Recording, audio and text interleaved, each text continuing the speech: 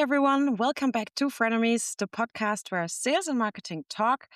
Today, I'm joined by Adam Holgren, the CEO and founder of Fibbler. Welcome, Adam. Good to be here. Good to be here. It's so lovely to have you on.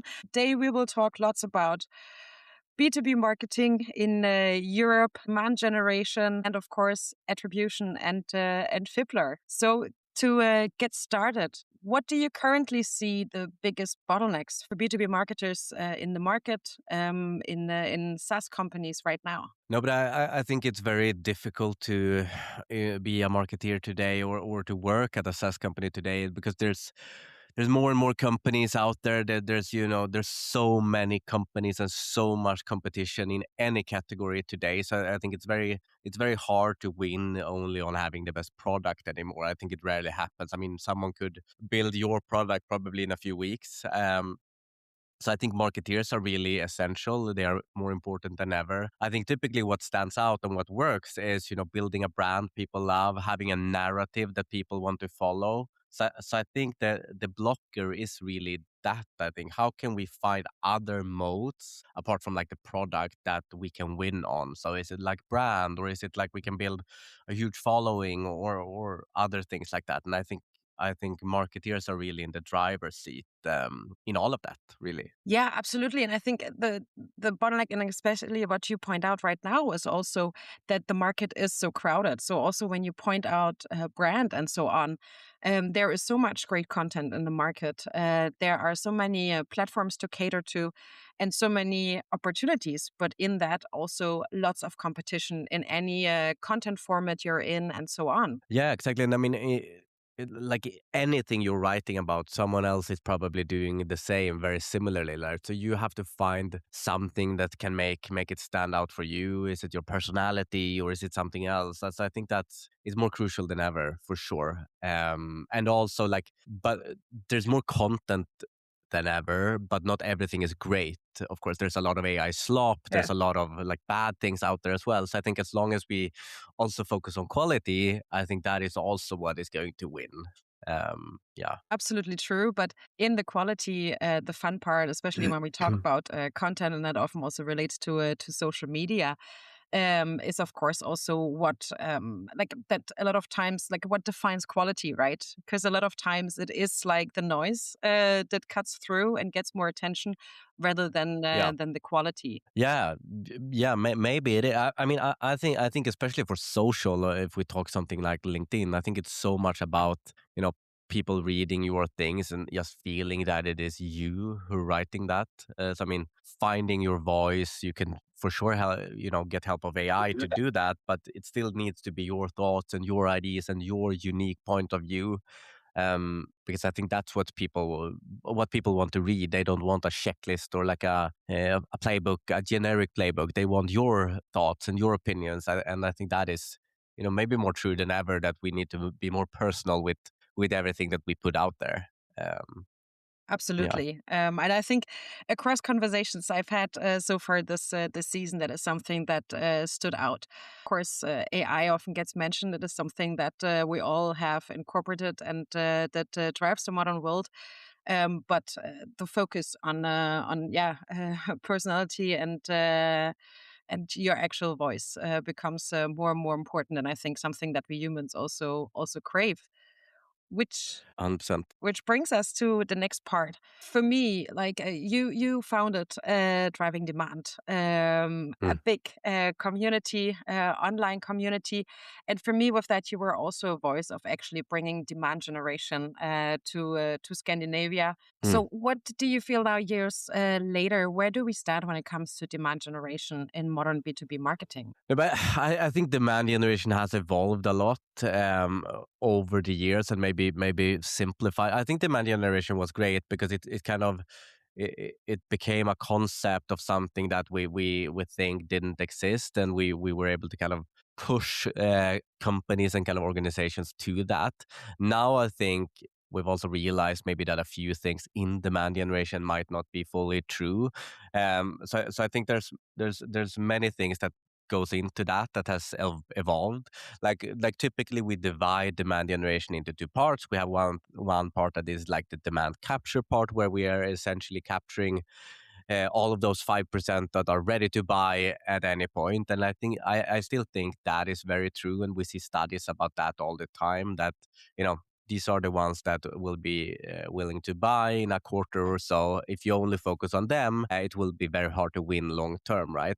And then the other part of demand generation is typically probably now more your regular brand awareness, right? So how can we stay in front of these other 95% of the buyers until they are ready to buy? So I think the shift has really been that. Before we talked a lot about creating demand, right? But it's not necessarily true. Maybe it's more like they are the buyers, they create their own demand, but we can be there when that happens. So I think that is the key for me. Like, and that is what I'm trying to do with a lot of my marketing, trying to, if we can be in front of the right buyers, say the right things, and just engage with them as much as possible for them to remember us. Hopefully, when they are there to make a choice about, a platform or whatever they want to solve, we are included in that. Yeah. Yeah. And I think it connects nicely to a point we previously touched on, how crowded the market is in any category. So I think the need probably has also shifted from, creating solution awareness and problem awareness, because most categories are already like existing and so on. So it has shifted actually, on the demand creation part. Yeah, and I mean, it's extremely hard to create a new category these days. I feel like it's like, I don't know, you would have to come up with something extreme. And it's also difficult sometimes. It was very popular to create categories a few years back and maybe even now, but uh, companies also realized, I think, or I've realized that being part of a category is also a great thing, because then you can lean on something, like people are actually looking for something and you can do it slightly differently, but you at least have if there's no one else in your category, you should be worried, I think, because then, there's probably not that much demand for your product. Um, That is already a great insight to yeah, take away. But so far, I haven't come across a company that has no competition. But that's a great one to look out exactly. for. And being at the center of this shift from lead generation to demand generation, how have you seen that actually play out in practice? Yeah, but I still think a lot of organizations are uh, at the same stage they have always been. They are looking at, last touch, first touch. They want to drive leads into the sales team, and that's how they're measured. So I still think that is very true, especially companies that are, VC backed, PE backed. They have their typical playbooks, and it usually involves, looking at channels, looking at how many leads and deals and so on that they drove, which is very, I do think some companies and have gone past that, of course, but I would still say like 90% of the companies are still looking at life like that and aren't really willing to take risky brand plays or things like that, because they are, they need to drive leads to the sales team, which is very sad. I think. But in a way, I mean, demand generation is also about driving leads to the sales team. It's just that the focus is split out more and is more looked at in a more sustainable way, right? So instead of just looking at like that lead gen part, it is split out because it has the demand creation part. Um, Yeah, and I mean, I think typically like the leads coming in is that's the lagging indicator in a way, and especially pipeline and revenue is very lagging. I think what we often as marketeers need to focus on is more the leading part, like how can we stand out as a brand, how can we make them feel something, and that in turn will of course turn into inbound and deals and pipeline and so on. I think the hard thing has been, or the obsession has been around driving leads, volume of leads, driving them cheaply, low CPLs. So I think that has maybe been the issue. But yes, of course, we need to get business into to grow the company. That is still the number one priority for everyone. But I think for marketeers, I still think it's so important to focus on leading indicators, building the brand, building the narrative right, and then also trusting that the other parts will happen if we do it well.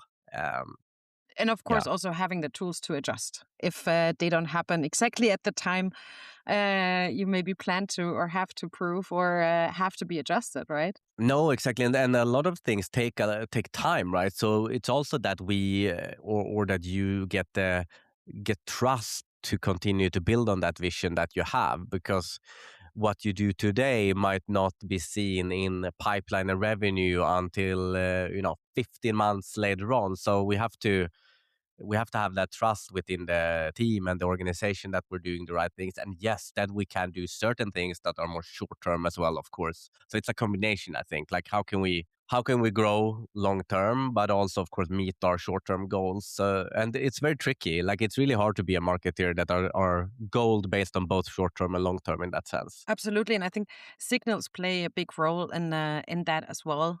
So signals as Yeah. indicators to leading to goals, especially focusing more on the demand creation part and the parts that might Mm. not feel that tangible or that aren't that tangible to the overall organization, but still tie heavily to business objectives. No, and I think that's why ABM has become so popular, right? Because marketing can focus on pushing things to the right account, and we can then surface these signals to the sales team that it looks like they might or might not be more ready to talk to us, and then like that's how we work together. So I think that's also a healthy development that has happened. Absolutely, and again, it ties the shift we've already touched on of how crowded the market and categories are. So essentially, you have to look at your audience and prioritize because competing with everyone that has the same total addressable market as you is not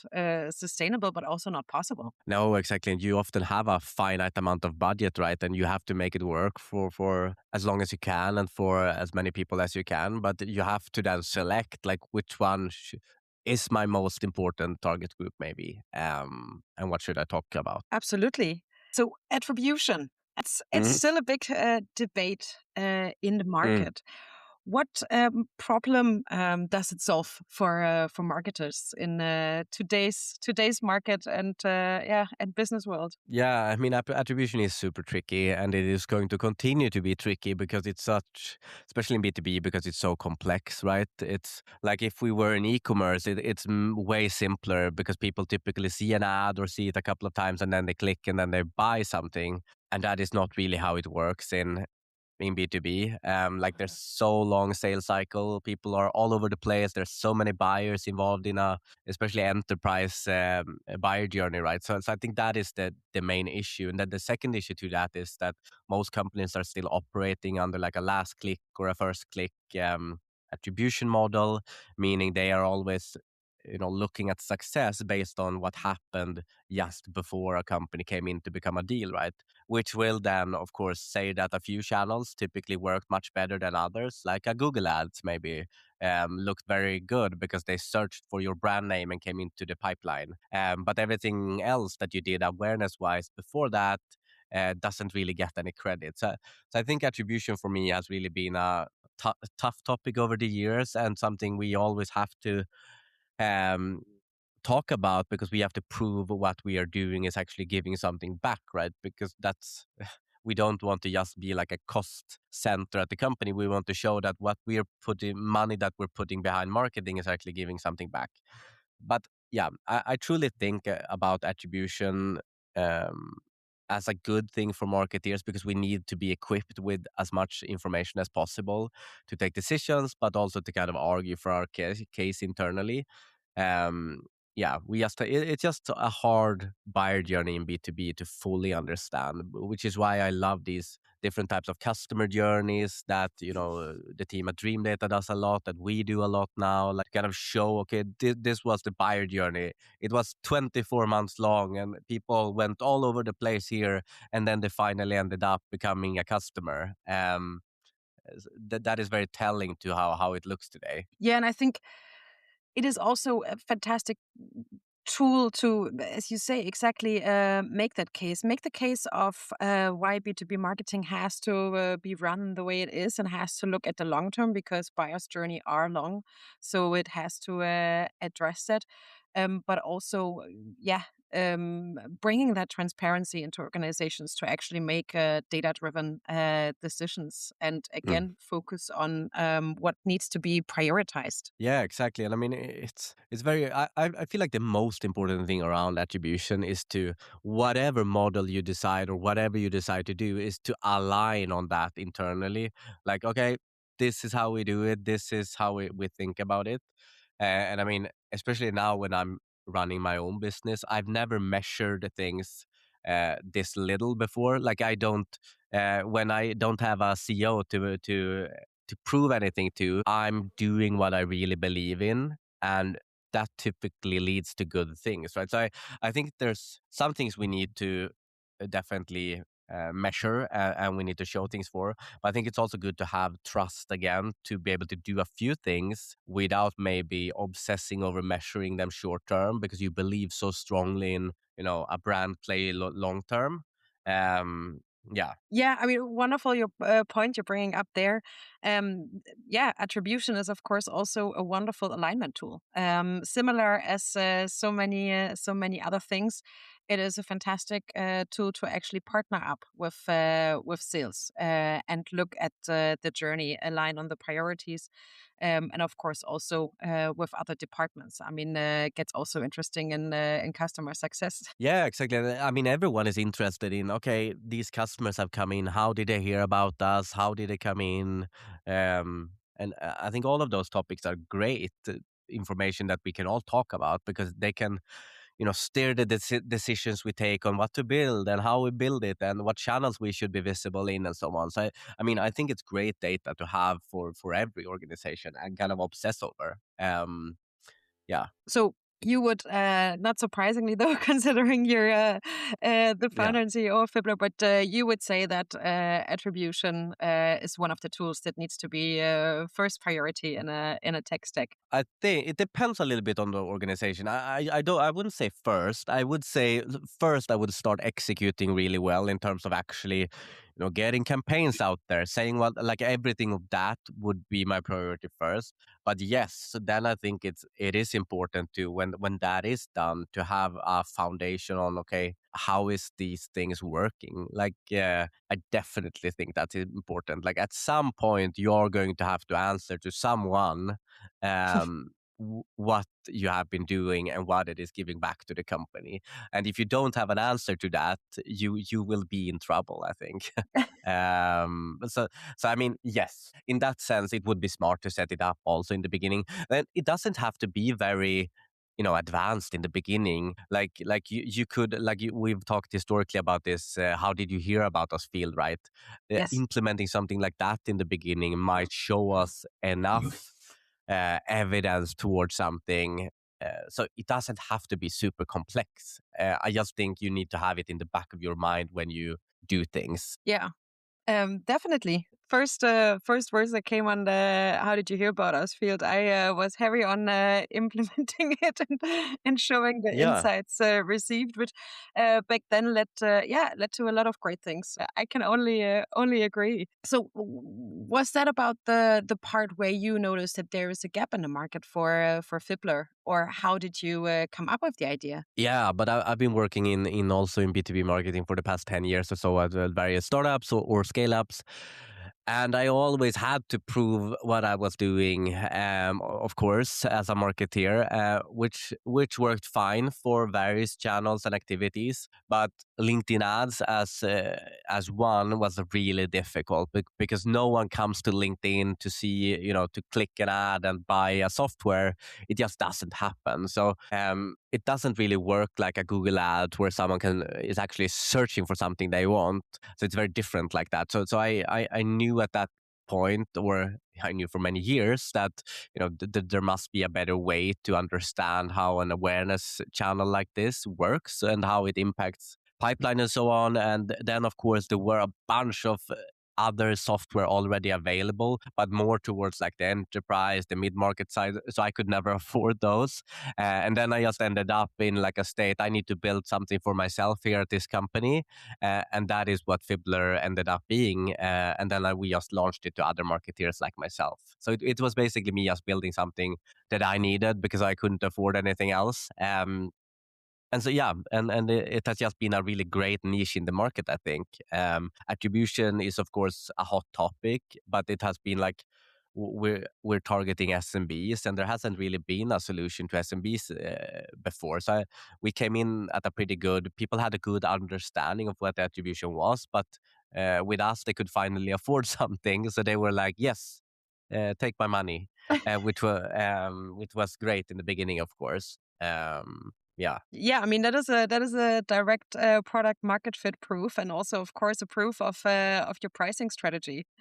Yeah, exactly. I mean, it should be say a big thanks to all the other vendors that have been kind of paving the way, educating the market, because that has been done for several years. And then, of course, what happens often for these vendors that are VC backed and so on, they have to go up market because they have to drive more revenue. And then it's just natural that other players like us can come in and just serve another segment, which I think is really great. And it happens still often that people leave us when they are ready to go to a bigger platform. I mean, I think that's a great way that the market can work, that you can work in like different segments and you don't necessarily have to compete. It's more that you work at different scales. So I think that has been really good. Yeah, that is fantastic. Fantastic to hear.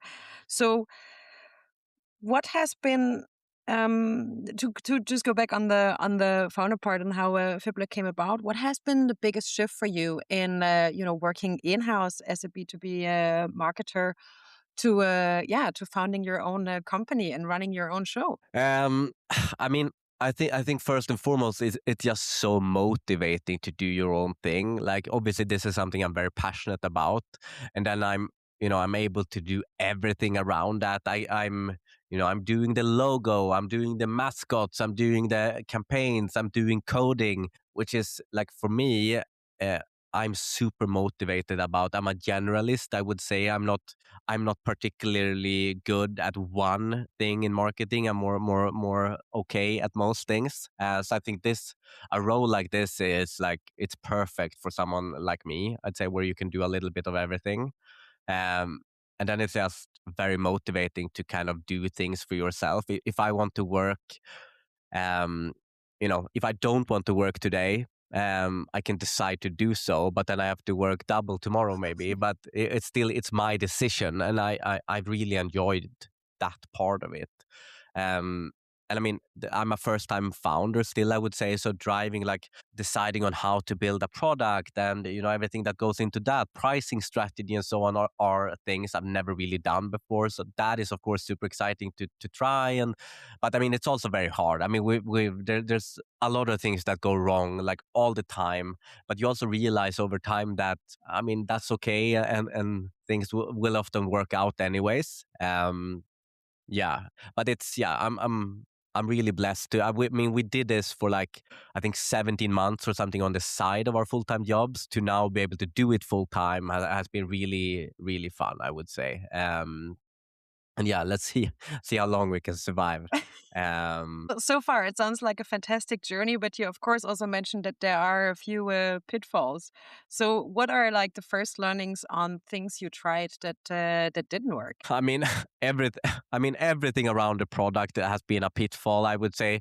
I think in general, in the beginning, you are so. I mean, you're so happy when customers come to you, right? So it's almost like you accept everything. Someone has a feature request for this little thing and then you build it, and then you realize, okay, but no one used that thing, and if you do that many times, it doesn't become a really good product. So I think like being too much of a yes sayer in the beginning because you want customers and you want people to like what you're doing and so on was a big mistake that we did. There were a lot of things we built that shouldn't have been built, maybe.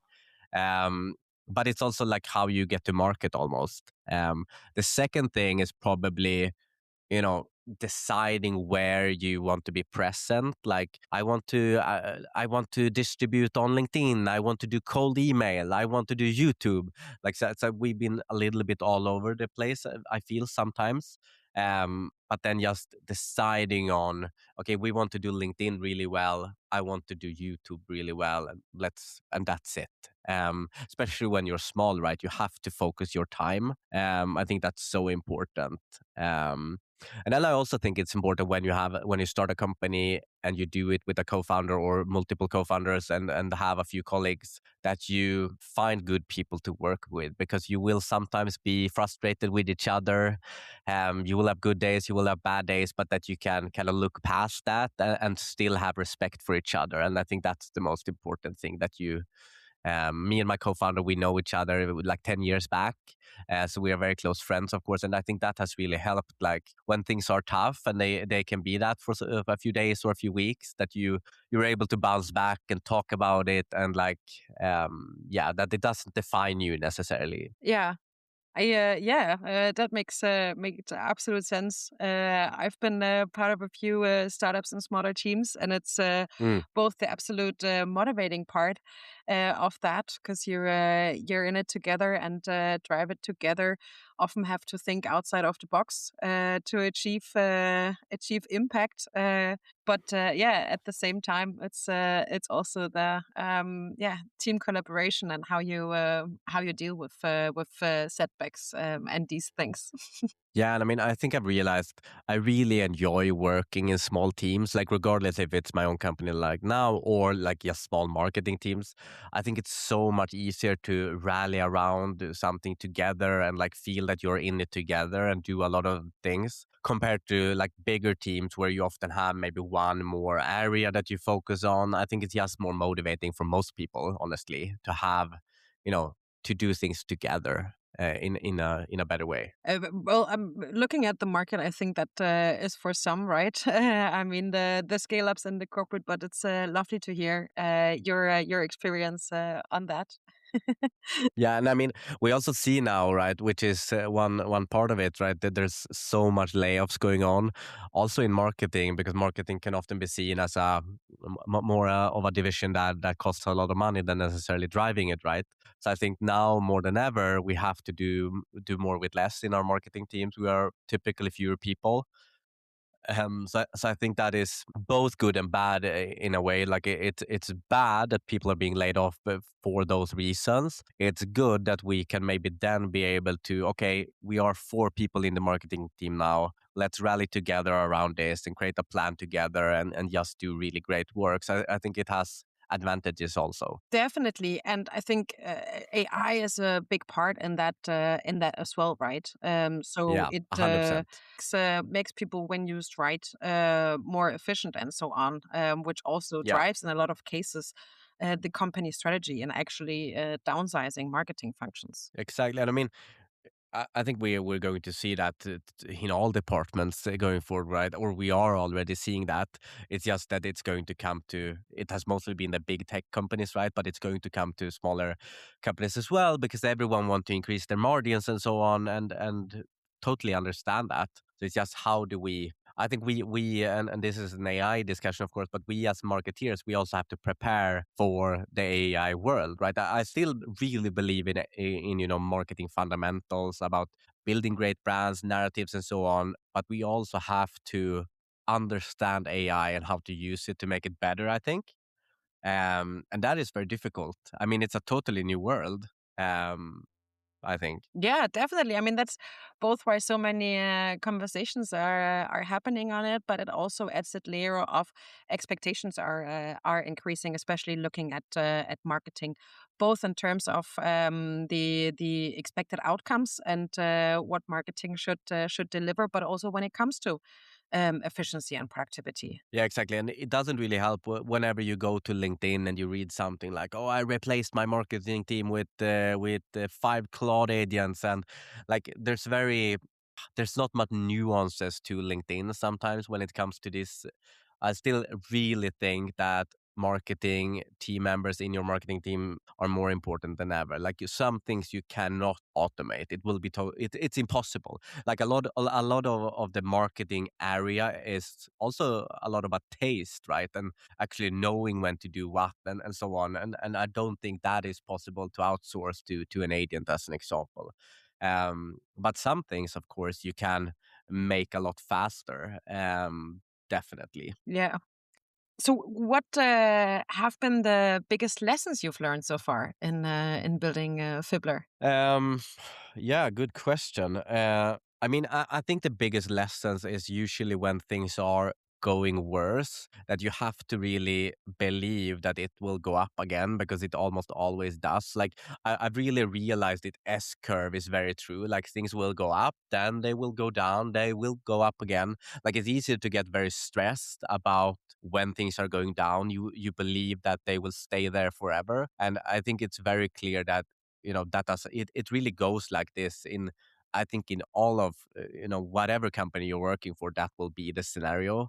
And I think how you handle that is, I think I did that pretty, like in the beginning, I'm pretty sensitive in a way, so it's easy to be low when results are low, and up when results are up, right? But if you do that all the time, it's very it's very hard, and I mean it's very stressful. So I think, yeah, sometimes not obsessing too much over the like short term results is good for your mental health, but looking a bit more long term as well. Like sometimes if you only look at the last month, it might look like you're only going down, but if you're looking 6 months back, you have actually climbed 20%. So it's easy, yeah, it's easy to be hard on yourself, I think, when you're running a business especially. Yes, so that sounds like the tough part. But I mean, we already touched base on, or you already described the rewarding parts and the great parts of it. So, yeah, Yeah, exactly. There's mostly tough parts, honestly. The good parts is, I mean, at the end of all the bad things that happens is, of course, also often success, right? There's coming a bunch of customers and they are liking the product, and all of those things are, of course, great. But that's often because you solve the bad parts that is happening, I think. Yeah. yes. Is there something that you have tried already that didn't work, and had a big takeaway from that with Fibbler? Um, Good question. I mean, I have been trying, cold emails and so on a little bit. That is not something that is not my strong suit, I should say. So that hasn't worked really well, I would say. So I think it's mostly because I'm not good at that. But I think honestly, I think a lot of the things we have done focused on LinkedIn has worked really well. I think it also helps that we're selling a product for LinkedIn through LinkedIn with ads on LinkedIn. So it's all like connected very well. But I think in terms of go to market, there's not many things we've failed with in that sense. I think a lot of those things are working really well. I think where we struggle more is, okay, how can we build the product faster? How can we uh, you know do more with AI? We haven't really done a lot with AI at all in this day and age, which is maybe weird. We should probably. Um, so I think that is more where we struggle than necessarily go to market. I think we've been very fortunate that I had a network already before we started selling that helped a lot in the beginning, and then just scaling from that really. Typically, I think the issue for many founders is like the opposite. They have this great product, but they have no way of like distributing and scaling it, go to market. I think we have had kind of the opposite issue where we have a lot of top funnel coming in, but we have to figure out how to deal with all of their requests and make sure we are able to build a better product and so on. Yeah. That is a rewarding problem in that though.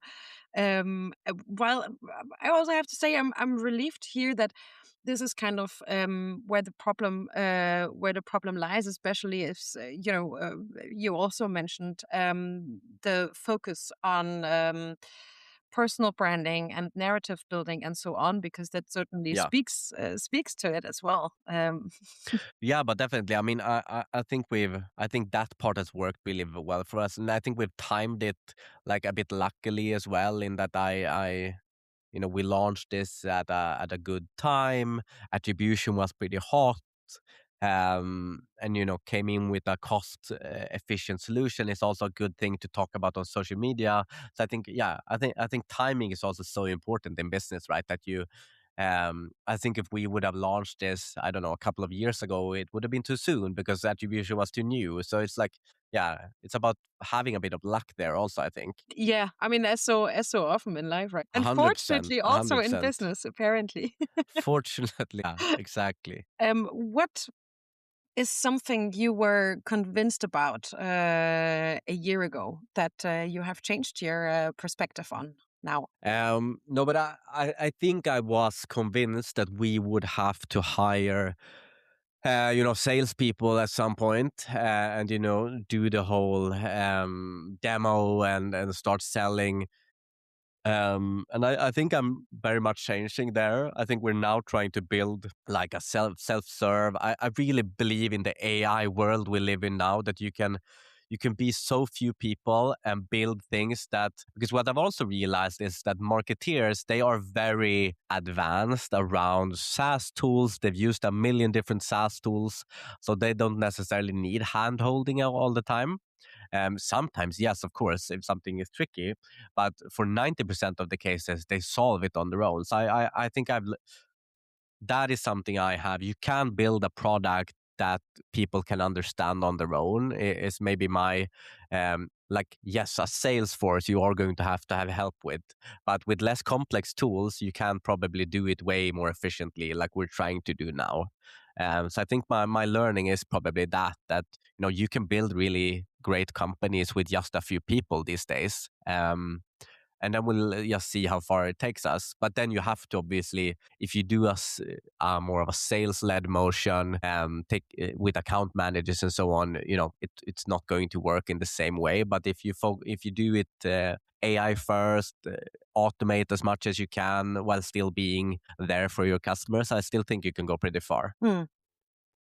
That is a fantastic learning, and of course, from a Mm, marketing perspective, nice to hear. We already talked about the shifts in the market, so it is of course across companies and departments that are impacted in different segments, right? exactly. If you're looking at B2B marketing today, what do you think is something that we'll see or say in 2 to 3 years, and say, "Ah, we got that totally wrong back then." Yeah, good question. I mean, I think we see this like a go-to-market engineers and marketing engineers as being the newest, hottest role right now, that is being rolled out across the US, because we have all of these AI workflows and so on. And I'm not necessarily sure that is like a role that will stay necessarily. I think all of marketing will work with AI. I don't think it's like tied to any one role, and hopefully we will all be more, in a few years we will be really well versed in AI. I still think, at least for me, like everything around agents and so on is still pretty foreign. Like, it's not something most of us has worked a lot with. So I think it will become more of like an everyday thing for all of us. And then I don't think this kind of go-to-market AI engineer for marketing is really needed anymore. Yeah. That's an interesting point. But of course, it aligns with what we already said, that AI is like becoming an integrated part of I Mm, think every every employee's day to day. But of 100%. course, on how to incorporate it in the bigger structure, that depends on the company size and so on. But in RevOps, it's already a big part, and marketing automation, it is already a big part. So I think it's also a question of how this will be shifted or divided between the different parts of the organization within the Yeah, structure. yeah, exactly. I totally agree. Fantastic. Well, thanks so much for joining and talking about attribution, today's B2B market, and Fibbler, of course. And just to mention that as well, you are launching a YouTube channel with Fibbler. Yes, we are. We did it very educational at first. I wanted to kind of talk about LinkedIn and stuff I knew there, but now we are doing vlogs as well because it's the ultimate personal behind the scenes. I think. So yeah, trying to do more of that. So, do you want to share a bit on what will happen there and when it will all launch? Yeah, it is actually launched already. So it is the YouTube channel is called Fibbler Adam. So we're launching like videos every week. It's partly educational, of course, around the playbooks and so on. But then it's these behind the scenes vlogs that we're doing. Yeah, just regular weeks on what's happening. Right, next week I'm traveling to LinkedIn's office in Dublin, so I'm taking it with me. The week after that, we have an event here in Malmö called Sasia, so I will film that. So a bunch of those things, which I think is very fun to just take people along on, like how it looks to run a business, more or less. Yes, and we're of course looking forward to following your journey. Great stuff coming there, and yeah, thanks for joining today. Thank you so much.